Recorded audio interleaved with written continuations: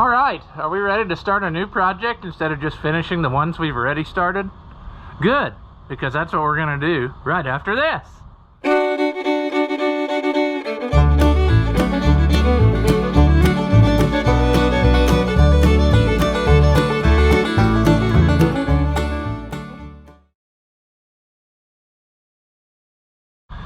Welcome back. If you haven't seen my videos before, I'm Rusty Oliver Man.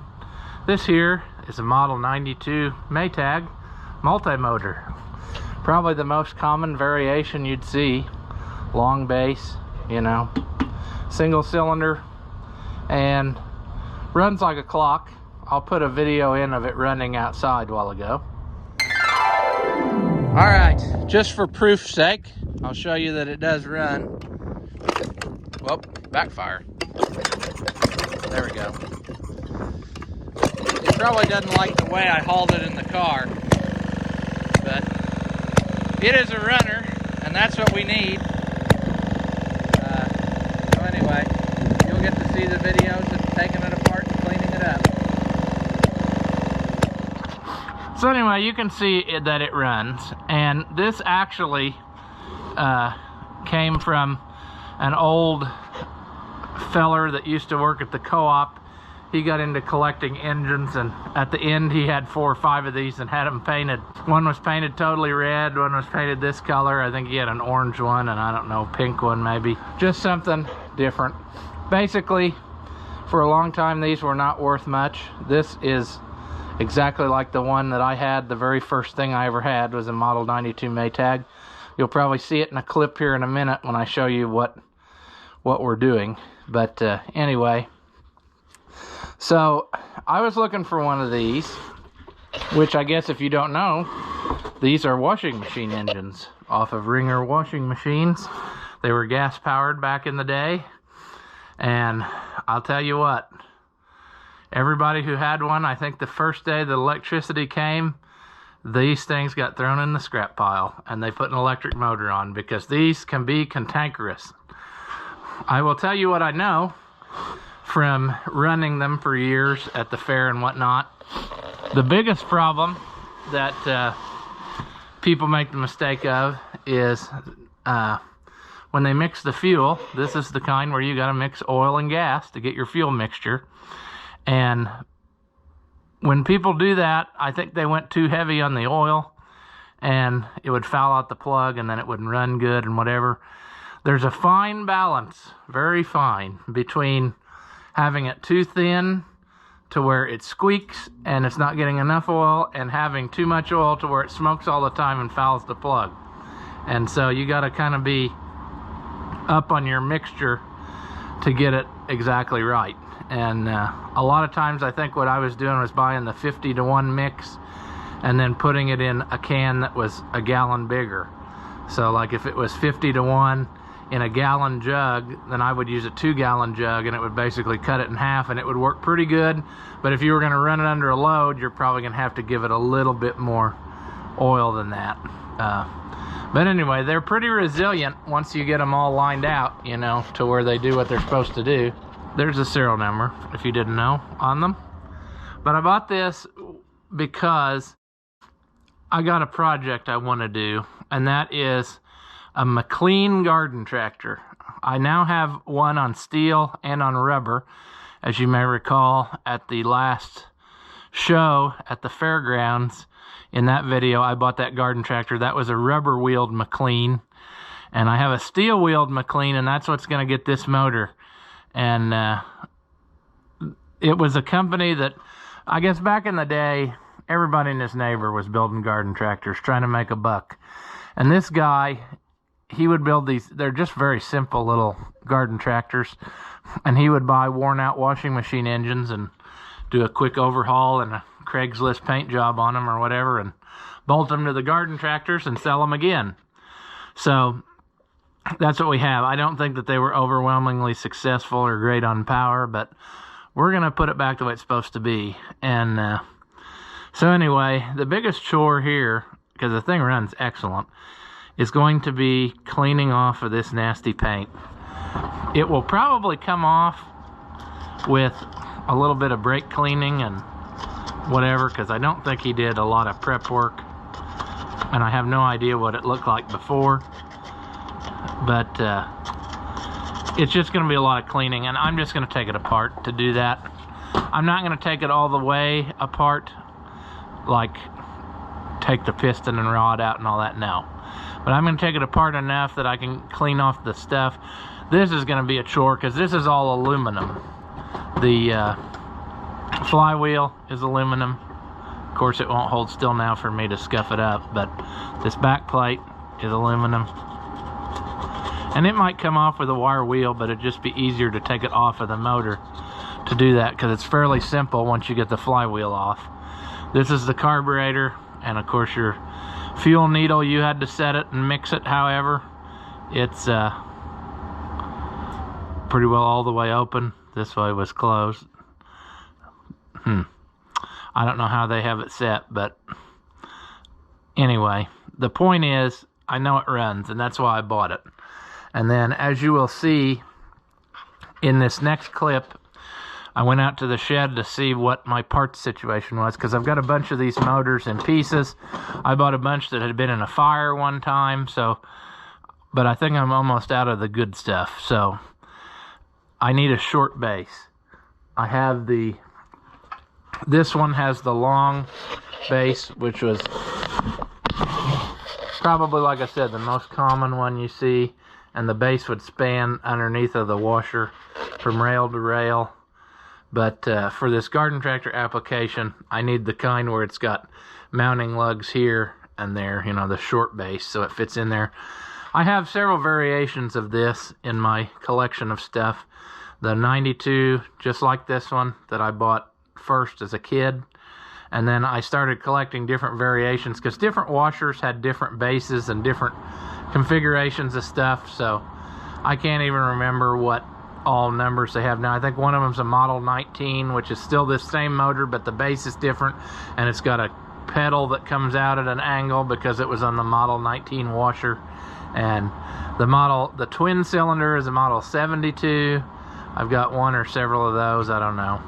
And anyway, but this was worth it to me just because it ran. Unfortunately, they had another one for sale from this guy, and I really wanted that one because it had the base on it I needed. But that one already sold, so I got this one. But at least it runs, and we'll find us the right base. But we're going to have to get this apart and get it cleaned up. I also see that this pedal is cracked, so, you know, we're going to have to swap out from probably something better on hand. I think it's cracked. Looked like it, but feels like it. I don't think it was just a paint illusion. Looks pretty well all the way through.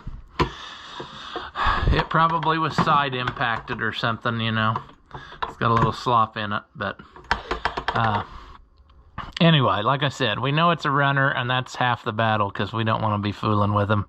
They're a neat little thing, but like I said, they have their place. They're a good thing to start out with, but I don't know. I don't know if I'd want 100 of them, but I'm kind of getting there. I got a whole bunch of them, but anyway. So we're going to start taking this apart and seeing what we can do. Probably would be better to take off the flywheel first. Alright, so you can't really see it very good. I forgot where I had it exactly, but it's buried all the way up there. You can see the steel wheel McLean. I think they're up on pallets. I'm not sure. I don't remember. Some of them are, some of them aren't. Some of them are probably returning to the earth, and we need to fix that. So we need to get these all out of here and rearrange, because it's just become another flat surface, even though none of this is flat. So, but anyway, that's the tractor that we're going to get out eventually, and it is going to get this Maytag put on it, because that's what they had on them. So I've said before, we need to do a garden tractor video and just show the different garden tractors, because I've got tons of them. I mean, there's walk-behinds everywhere. So that's what we're going to do. Now, if I was a smart person, I would know exactly where to go to get to what I'm looking for. There's more Maytags under there, but they're kind of their own thing. But somewhere down around here, I've got some junk ones over there. I should have a short base, and that's what I need for this, is a short base. I also have what looks like raccoon crap in here, so that's nice. That's a long base.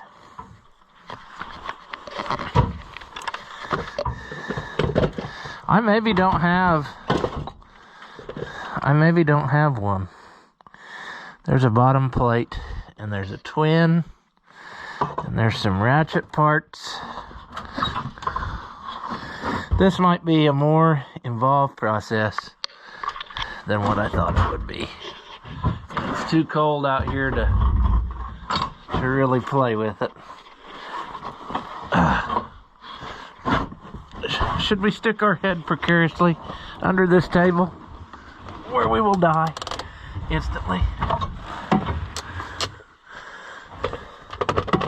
I don't know what's in here anymore. There's a backing plate.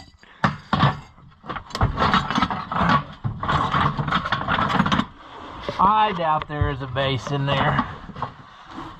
There's about everything else imaginable. Some of that is twin parts. And I've got these, which, that cute little basket we don't want.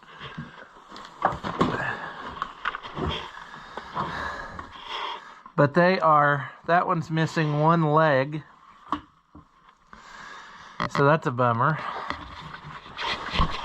This is a long base.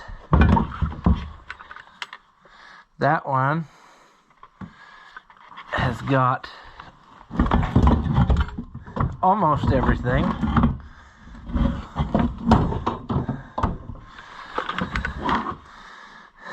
But it's pretty rusty. But potentially, I could use that one. It's missing part of a lug, or mounting lug. But yeah, I think that's pretty well all of them. So I'm gonna have to maybe just buy one of the short bases. There's an entire washing machine I was trying to fix up and get going. I thought it'd be neat to, you know, have a working one, but never got that far yet. Project for another day. All right, now this can be a trick. Also, he does not have the right setup of what was actually on there.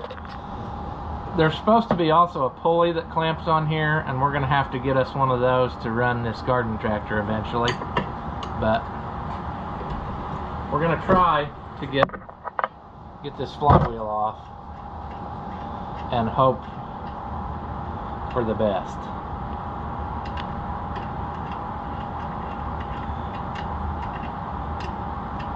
We'll need this nut in a minute, because the way I usually do it is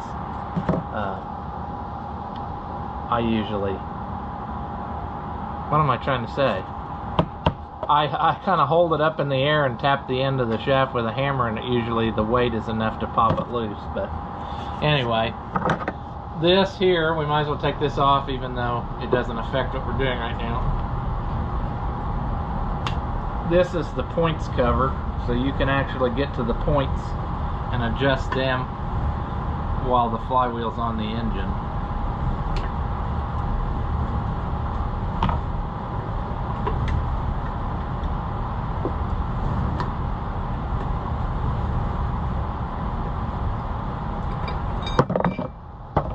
So you can see in there the workings. The points are on the back plate there, and then this is your again, we don't have a good lighting system here. I did upgrade the overhead lights, but this is your governor arm, and anyway, your coil is back there on the back plate.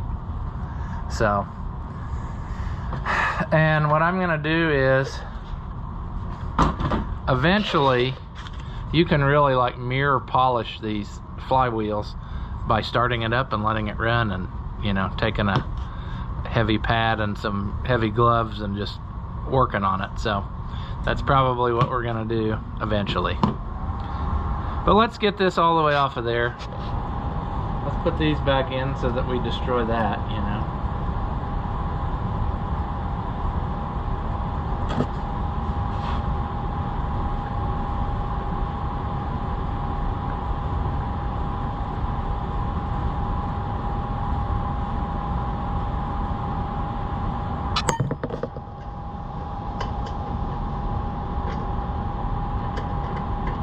This is not right. Somebody's put like a lock collar or something on there, and I don't know why.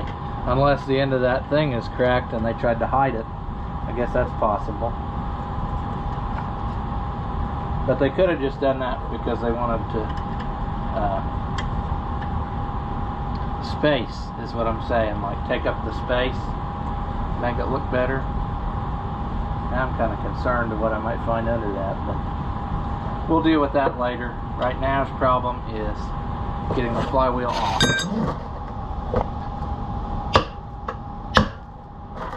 That's all it takes, folks.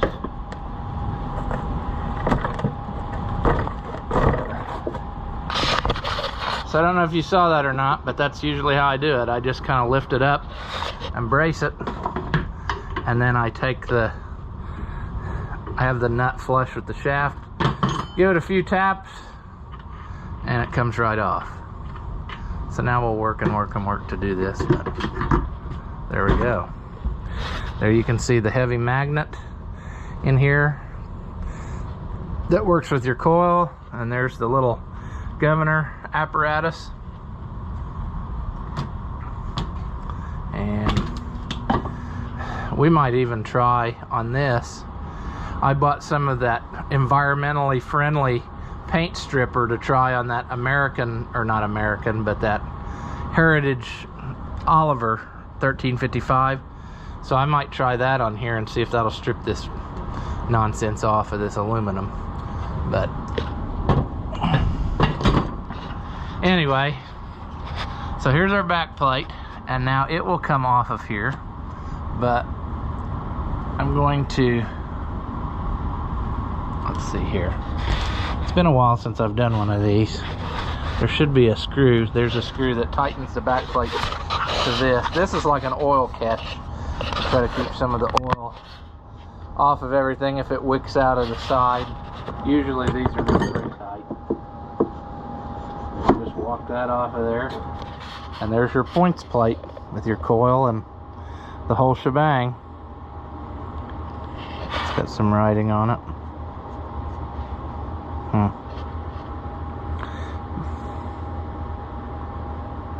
Inspected, I guess is what that says.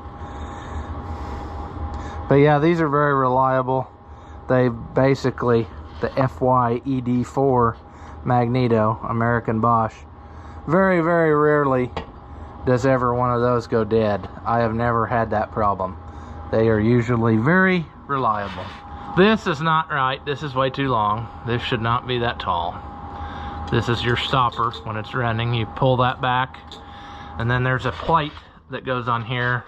Some of them had a plate, some of them just had a little metal deal, but none of that is what it's supposed to be. So we're going to put that back to right when we're done. Yeah, like I said, I'm going to need a pedal, but I think I got those outside. I just looked, and I didn't realize that was cracked when I was looking for that, so I should have looked closer. But anyway, let's start taking off some more of this stuff, I guess. All right. Let's start taking stuff off. These are brass screws, if they are what they're supposed to be. This is the carburetor, as previously stated.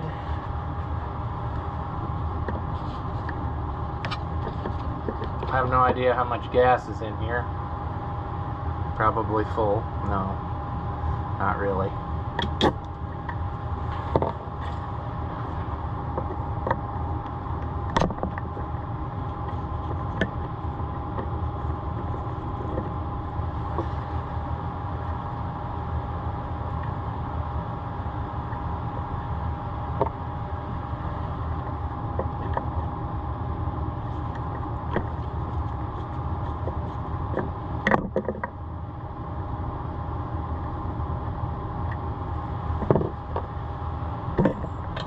These got a little check valve pickup tube thing on, and there are different length ones for the different bases. So I'm probably going to have to get a different one for the smaller base, but we'll cross that bridge when we get there. I might as well just plan on getting a gasket set too, because we're not going to probably be able to salvage this. Inside there is your crankcase with your rod and your piston going round and round and round. If you can see that or not. But that's in there. It's kind of dirty in there too. So yeah, there's quite a bit of fuel in that. So what do we want to do about that? Well, we need to take it off of the base, I guess, and empty the fuel. There is a drain, but it's probably just as easy, since we're going to switch bases, to just take them loose. And then we also, I think, I'm going to mount it back on here and use this as like a workstation, because this will hold it solid while I clean up all this stuff and get it ready to paint it. They usually were like a dark green, so that's what I'm going to go back to.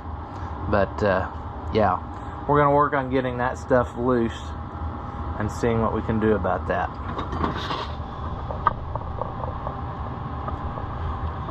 Sometimes they come loose, sometimes they don't. But this isn't the worst one. The worst one's on the other side by the kick pedal. That one usually can be a chore. I'm going to put that back on for safekeeping. In other words, safekeeping of the end of this shaft. This is supposed to have a castle nut. So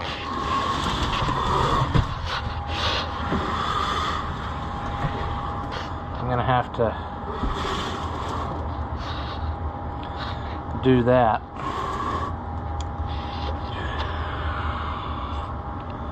I'm going to take this one loose. Hopefully. The inch thick layer of paint makes everything so easy.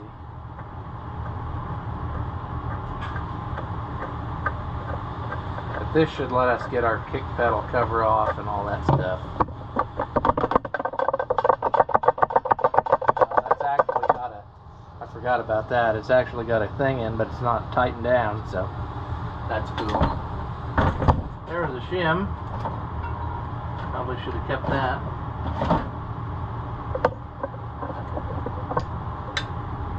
There's your ratchet with sliding tooth. That has to be just right or it won't work right. But yeah, this thing here is toast. So we'll have to get a new one of those, which I happen to have on hand.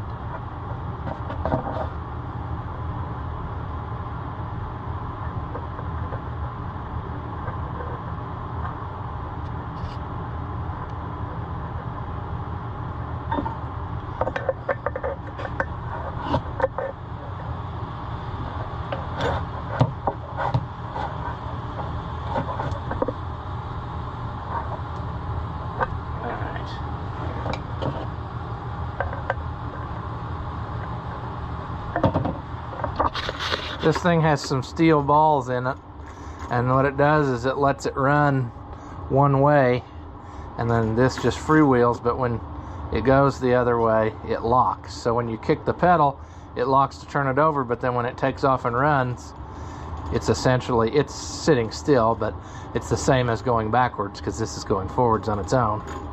So then it's fine. And that can cause trouble too if they're not maintained. I'm going to try to get this loose.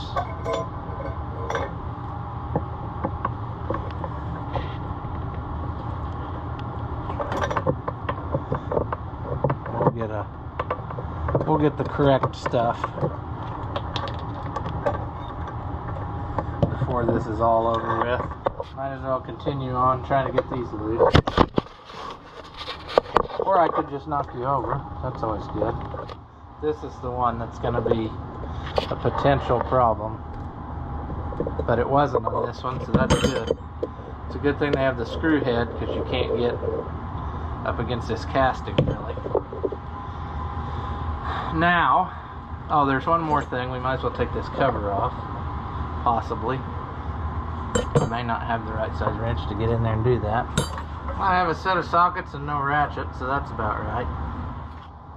We're going to engineer it here.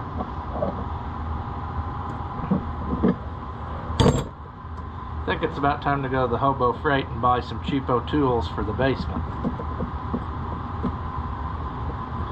We used to have a whole bunch down here, but I guess that ship has sailed. This is like an oiler to oil some of that bearing. And I'm thinking that this is as far as I'm going to go with it. Because it runs good. It doesn't need anything other than cleaning, getting rid of this garbage paint. So I'm going to go ahead and pull this off of this base and get rid of the fuel that's in there, because we don't need that sitting around and going boom. Okay, it's gonna fight me for no reason.